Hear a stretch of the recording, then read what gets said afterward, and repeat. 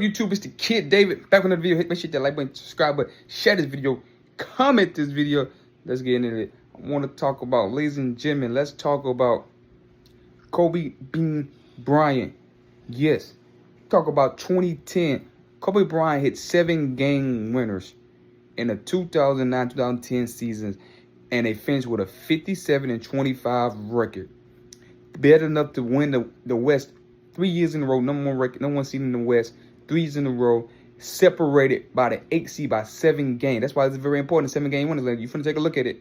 Hope they don't copyright me. 7 game winners, and they win the West by 7 games. If Kobe did not go all-time great clutch, this is the greatest clutch player ever, him and Michael Jordan. If he didn't do this, this was separate. This is the separation from him being number 11 on Bleacher Report for him being top 2 in everybody's eyes besides writers and beat writers and journalists that never played a basketball game. This is why they don't factor this in, but we factor this in on real journalism. This is real journalism school. If you're not real journalism, you may want to go check out ESPN First Take. I know y'all you watch it anyway, but the people on my channel, y'all watch it. Y'all love me. I love y'all. Y'all love me. I want y'all to stay here. Had these people in the comments come over to our channel. They fight with us. We're going to fight back. We ain't stopping. So, with all that said, let's take a look.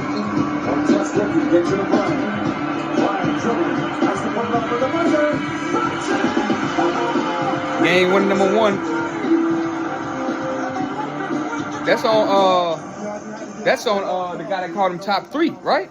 That's LeBron James' teammate that called Kobe. He ain't top, but he's top 3. These guys are idiots. That's number 1. That's one win. If they don't get to you, if he don't make these shots, he missed a shot like this in regulation, got a chance overtime, same spot, knocked it down. I guess we walk the boats. At the buzzer, that's 2 buzzer beaters right there.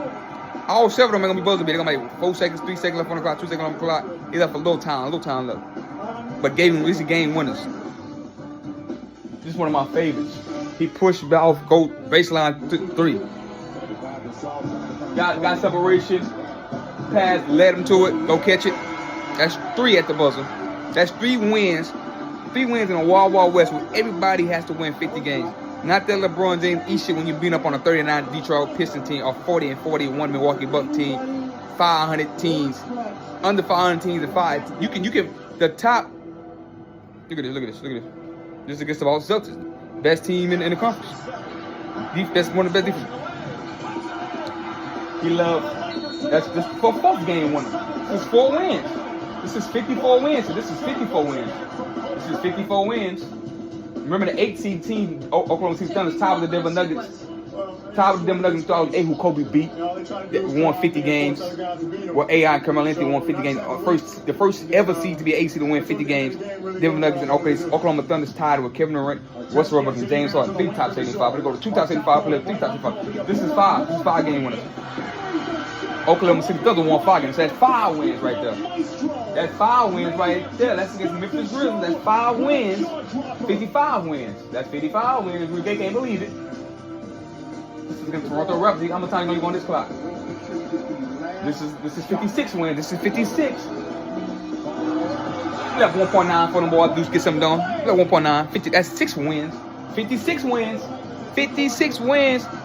This is 56 wins that Kobe Bryant himself did at the end of games. And it was, I think I missed the 7. It's a 7 one on the. They didn't show it on this video, and I hope they don't copyright me. So let's start watching. They don't copyright your boy. I had to take my other one down. But ladies and gentlemen, 7. That's 7 wins.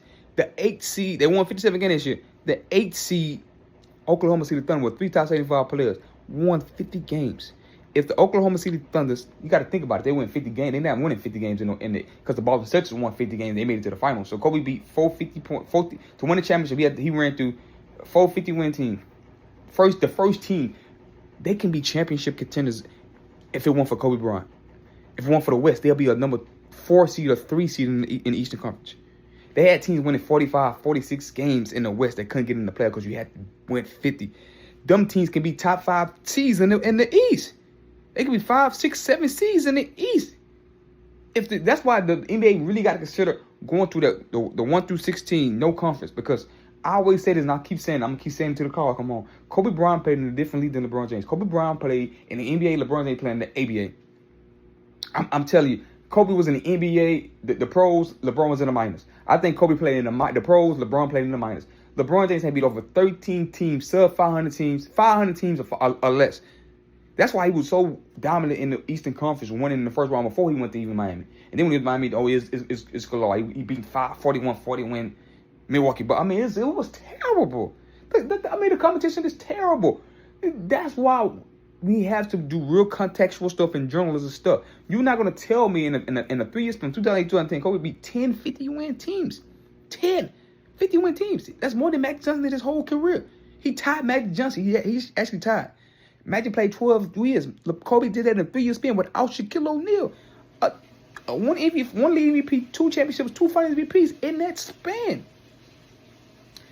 He was 50% from the field, 38% from 3, and 90 from the free throw line in all Western Conference Finals.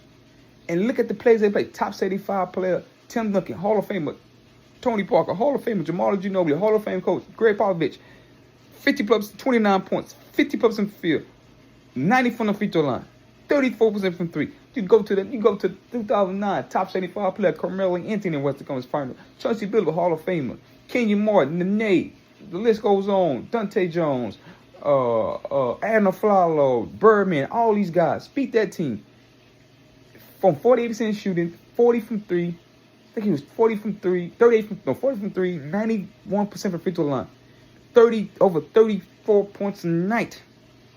Jesus. Then in 2010 was confined 50+% from the field, 40 from 3, 90 from free throw line. No, and 30. I think he was 38% from 3. I think he was 41% from the 3. I think he was 41% from the 3-point line in Denver, and 91%.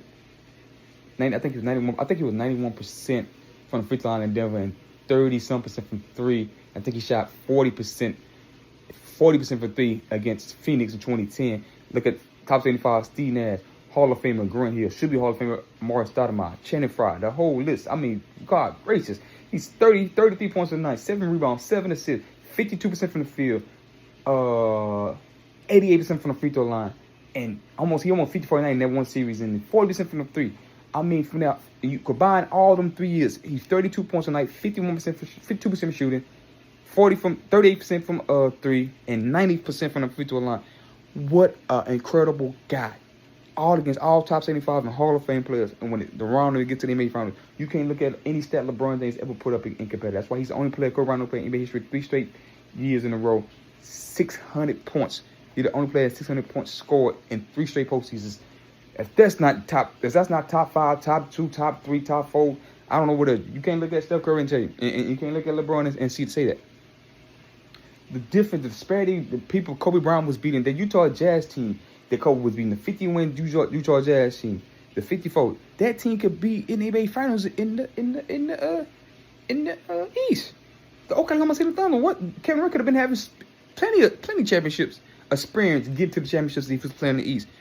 That Carlo Boozer team, Adrian Colico, Mino Crick could have been in Carmelo Anthony could have been in the finals playing against Kobe instead of face him in the first round in the conference finals. That's how good these Denver Nuggets, that's how good these Utah Jazz, that's how good Oklahoma City was, that's how good the Houston Rockets was, that's how good the Phoenix Suns was. I mean, Kobe stopped a lot of guys from getting rings. We talk about Kobe, Michael Jordan stopped. Kobe stopped Melo, Allen Iverson Melo twice, Steve Nash he stopped. I mean, good Lord have mercy. These guys don't have rings because the late, great, legendary, most skilled, best player I ever seen with my eyes are artists on the basketball floor. Just an artist. You ever see an artist paint? You look, he's an artist on the floor, and the highest winners winning 5, a leading MVP in the league that didn't like him, a multiple scoring title, a first team all defense performance, second all time to only LeBron James, an all NBA first team. I mean, this guy is incredible. Him and Tim Duncan and Tim Duncan and Kareem, the only players in which have 10 plus first team defense and first team all NBAs. Remarkable. So if they don't get them in the top 3, top 5, if they don't get them top 5, Bleacher Report, kill yourself. All these lists, ESPN, kill yourself. He's better than all these guys. Bill Russell is a center shooting 44% from the field. Let that sink in. And come on, you want to talk about fish? Shut the F up forever. Shut the F up forever.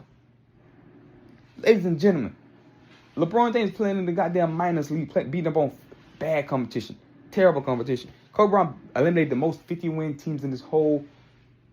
He eliminated the most 50-win teams ever. By any player. That the iron sharpened iron. That's why we want to see Kendrick versus Drake. That's why we want to see Mayweather versus Pacquiao when they was in their prime, not later when they fought. That's why we want to see Ali versus Frazier, Ali versus George Foreman, Ali versus Larry Holmes. That's why we want to see Mike Tyson versus Evander Holyfield. That's why we wanted to. That's why we got so excited about Drake and Kendrick when they first the two best MC. Let's see. That's why we got excited about Jay-Z and Nas. That's why we got excited about 50 Cent and Joe. That's why we got excited. That's why we got excited. That's why we get excited when we see the best. Because we want to see who's going to be the best. To be the best, you got to be the best. That's why we got excited about Tom Brady and Peyton Manning. That's why we got excited about Patrick Mahomes and Josh Allen. That's why we get excited for these marquee matchups. Marquee matchup is what make the game. That's why we get excited about Larry Bird and Magic Johnson to see them. The rivalry. Two greats going at it in their primes. That's why we get excited. The marquee matchup makes the NBA, makes people go out and watch, makes people want to go out and buy, makes people not beating up LeBron, beating up on a 39-win team, a 35-win team. Even Michael Jordan was making the playoffs with 30 wins. He broke his foot, came back, he in the playoffs with 30 wins. That's how bad the league was. That's why Magic Johnson beat them 50 wins. That's how bad the league was during that time.